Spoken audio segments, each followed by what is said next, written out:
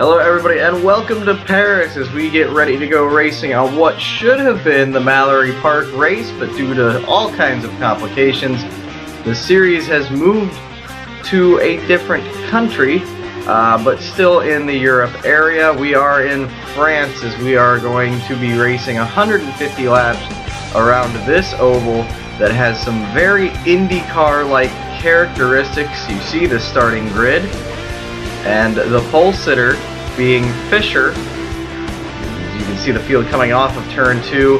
A very fast track, speeds to be seen up to 215 miles an hour, maybe more with the right draft. Lots and lots of really up close and personal racing, but not a whole lot of 2 and 3 wide, at least not the whole race. It's not a plate race. The green flag flies, however, and Fisher and Cod Demon, or Scuderia Lucas, lead us into turn 1. Raven 214, BK Glover, and Race Car all right behind Fisher. Off into turn 2, already 3 wide in the back. That'll calm down eventually. All kinds of speed being generated in the first lap. 3 wide, about 3 or 4 rows. The end of lap 1 and entering lap 2 down the backstretch. Oh, we got 2 cars in the wall already as they go 4 wide. I think that's Dustone and Durr winning. And that's why they can't run 3 wide for very long. Dustone would pit with Durr winning. I'm assuming for damage as well as... Wow, okay. Silver Wing comes into the pit lane. Dustone tries to slow it down, just can't, and just noses it right into the wall. Does about 2 or 3 spins in the air and keeps it going, on board with Durr winning. Not really sure what's happened there. Whitetail also pits. Whether this is due to damage or part of a strategy call is unknown. Here you see Fisher out front now with a healthy margin because Silver Wing would end up merging as that second car in line. You see what I'm talking about now when I say IndyCar-like racing. Very quick, but mostly single file and more of a matter of trying to pressure the other driver into making a mistake. It's very hard to complete a pass here.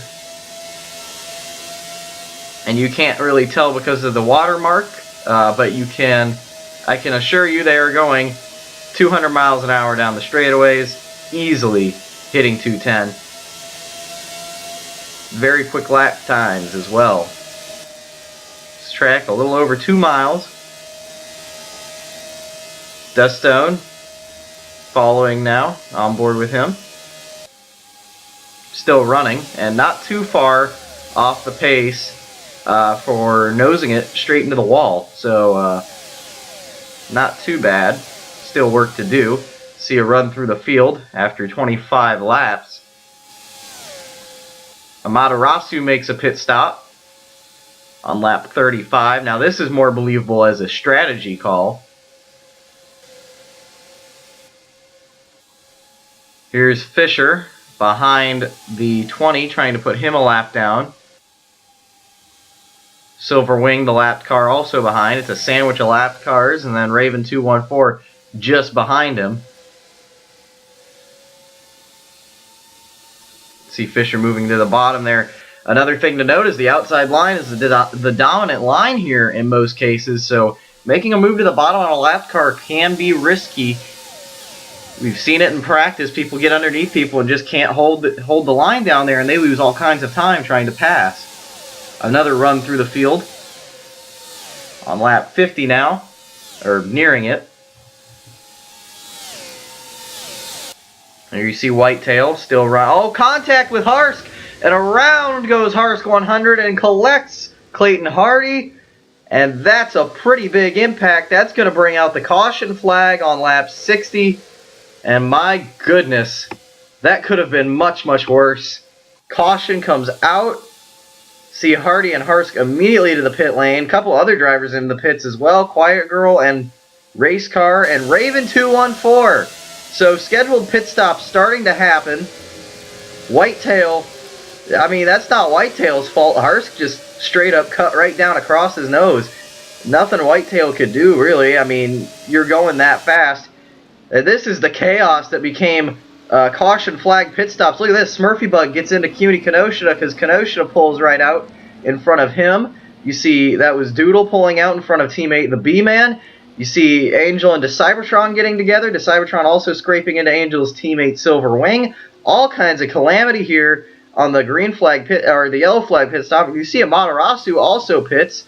So whatever she was trying to do didn't work out too well from that lap 30 stop.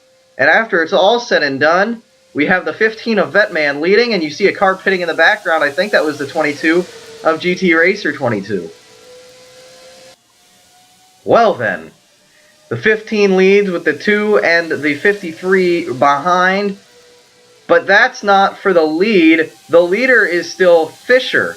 So while everybody up there led us to the green, Fisher is still somewhere in this mess of cars. I'm not sure why it's happened this way.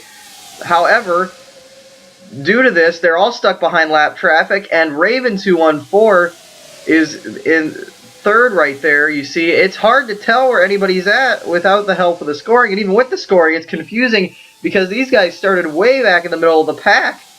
So Vetman 24 in the 15 car is on the lead lap, but because of the way that the pitting cycled out, they're all in front of the leaders.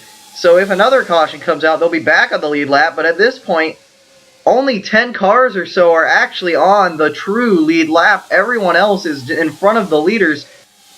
I don't know why it's happened like this, but it sure makes it interesting, because now they have to work with lap traffic no matter what. Fisher still leads by almost a half second with some change.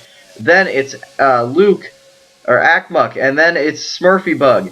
Then it's Jordan, and then BK Glover in the top 5. You saw a run through the field of the top few cars right there. Here's Fisher, stuck in lap traffic like the rest of the field. This is been his race, pretty much all race so far. As we continue to watch here, he's stuck behind even more lap traffic. You see Duststone's a member off the pace from hitting the pit wall. This allows the 51 to go by on the bottom, and your leader's in the wall. Your leaders just hit the wall. So Fisher, who has led probably all but 5 laps, if even that many, has just put it into the wall, and he's going to lose a ton of positions. The 51 now takes the lead, so put Akmuck on the point. And then, not many laps later, Smurfy Bug would go by to take the lead and put a big gap on them, but now they're 3 wide. That's Smurfy Bug in the middle, Akmuck on the bottom, and a lap car on the top of Audi Man 2011. Smurfy Bug again passes the 51 after the 51 passes the 5. So a battle for the lead right now. Looking back at the 5, Jordan moves up to second now, and Akmuck has to slide back to third. Cybertron to fourth. BK Glover still fifth. Gran Turismo 916 is in sixth. There you see the 5 getting underneath the 80, trying to make a pass on a lapped car. NASCAR Fan 1400. NASCAR Fan 1400, one of those cars that are 20 seconds behind. This allows Jordan to try and make a move to the bottom. Can he make it stick? He can't. Same thing Smurfy Bug tried to do in turn 3 and 4. Although Jordan had a little bit better chances hanging on there.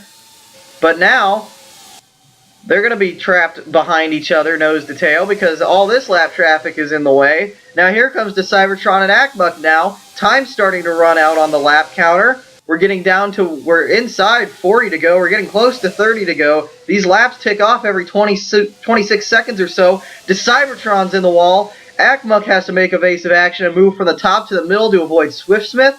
And he's still only even with Jordan.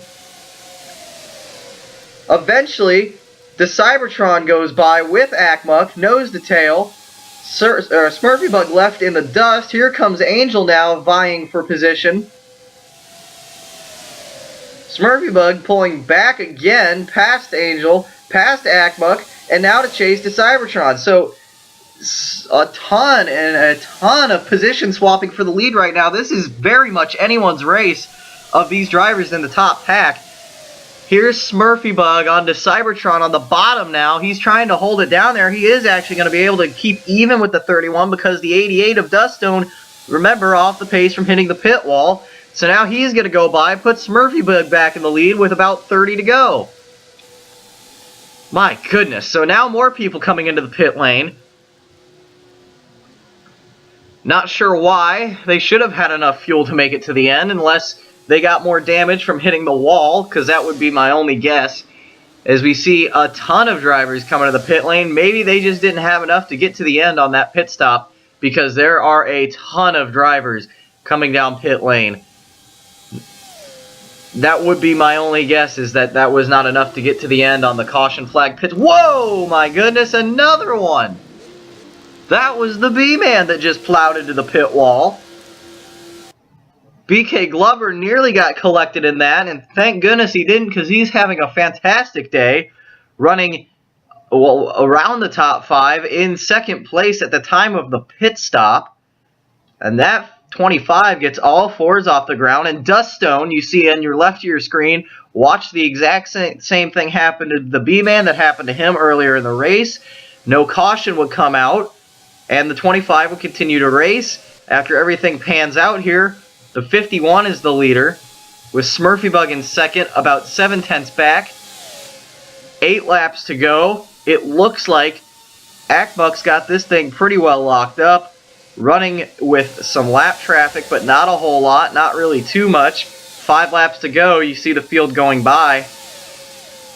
6 laps to go, excuse me.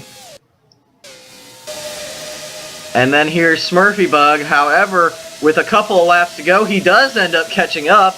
He wasn't terribly far back, but it just looked like Akbuck was going to have enough clean air. He gets caught behind Cutie Kenosha now. This is going to give Smurfy Bug one more chance to make a move. As you see, Audi Man 2011 blowing an engine on the bottom there. No caution's going to come out for that. Smurfy Bug hot on the tail of the 51 and coming into 3 to go. He makes the pass in turn 2 on the outside with help from the B-Man who had just plowed the pit wall. So, the 5 goes to the lead. Cutie Kenosha is not blocking. She's not doing anything wrong, but Akbuck is just content to ride around. I think he might have thought he had it locked up too. 2 laps to go now, and Smurfy Bug has a huge lead. Making his way down into turn 1 for the final time. Angel in the pit lane. She has an issue. She is not going to return to the track. So 2 big issues there toward the end of the race. Harsk blows an engine as well, coming to the checkered flag, but that doesn't matter. Checkered flag is in the air, and our first Pakistani winner in GT Planet Fantasy Series. Congratulations, Smurfy Bug, on a hard-earned victory here at Paris. And man, oh man, what a race. That one came down to the wire in the last 50 laps, 100 laps. Akbuck ends up falling all the way back to 5th there. See a look through the, a bit of a look through the field. You got Smurfy Bug, then to Cybertron, Vetman 24, Davis, Akbuck, BK Glover, Jordan Fisher, GT916, Niku Driver HC, good run for him, Race Cart, Tired Iron, RCB, Jaragini, TBWHS, SBX, Quiet Girl, Resharam, Michelin, Raven 214, NASCAR Fan 1400 finally finishes one. Suzumiya, Doodle, Goofy Tyler, Cutie Kenosha, Red Dragon, Samurai 8, Juice, Jock P22 as we now make our way into the lap traffic, starting with Kenosha. Man, oh man. What a race. That's all I have to say. That was so much fun there at the end. Honestly, anybody in that top 10 could have won that deal. And here's the man of the hour right now. Smurfy Bug wins his first ever race. He nearly won the Daytona 400. Lost out on that one, but these high-speed tracks seem to suit him pretty well because he picks up his first win here at Paris. Congratulations to the number 5 team and Swift Autosport. Smurfy Bug's first win of his career, first of his season, and this one's going to help him in points a lot. So congrats to Smurfy Bug once again, and thank you everybody for watching. I hope you enjoyed, and we'll see you next time from Talladega.